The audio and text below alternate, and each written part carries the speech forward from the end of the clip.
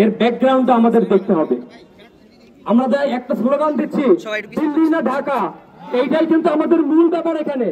এইখানে বাংলাদেশ, আশেপাশের আরো কয়েকটা দেশ আপনি দেখেন, তাদের যে পারস্পরিক যে সম্প্রীতি, এর তুলনায় আমাদের দেশে সম্প্রীতি সব থেকে ভালো।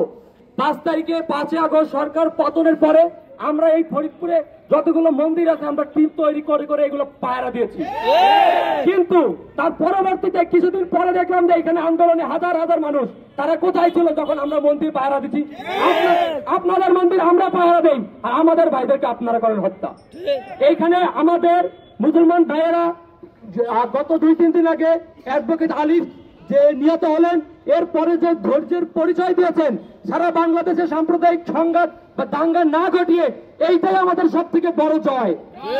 ওরা চেয়েছিল একজনকে মারার পরে আমরা আরো 10 জনকে মারবো, সারা দেশে একটা দাঙ্গা হবে। দাঙ্গাকে ওরা কেন্দ্র করে ইন্টারন্যাশনাল মিডিয়াতে আমাদের ভাবমূর্তি নষ্ট করে এই দেশে বিশৃঙ্খলা করবে। এইটাকে আমরা ঠেকিয়ে দিয়েছি, এইটাই আমাদের সব থেকে বড় জয়। এখানে শুধু ইসকন না, এরকম হাজারো ইসকন আছে বাংলাদেশে, বিভিন্ন ছোট ছোট সংগঠন আছে যারা ভারতের রয়ের কাজ করছে।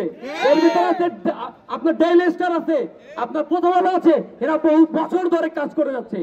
আমাদের এই ব্যাপারে আমরা যেরকম এখন সোচ্চার, এরকম সোচ্চার আমাদের থাকতে হবে। এবং যদি আল্লাহ না করুক কখনো আমাদেরকে হাতে অস্ত্র তুলে নিতে হয়, আমরা প্রস্তুত সবাই।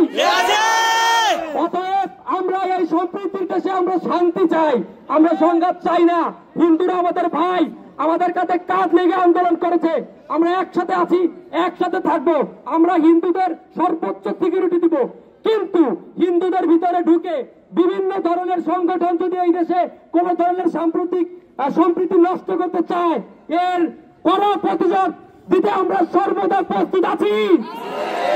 আজকে আমাদের এই আয়োজনে যে সকল আলেম ভাইয়েরা এবং সাধারণ জনগণ আমাদের সাথে অংশগ্রহণ করেছেন, তাদেরকে বৈষম্য বিরোধী ছাত্র আন্দোলন ফরিদপুরের পক্ষ থেকে অসংখ্য ধন্যবাদ এবং বিপ্লবী শুভেচ্ছা জানিয়ে আজকের মতো এই সবাই এখানে শেষ করছি। আসসালামু আলাইকুম। নারায়ে তাকবীর।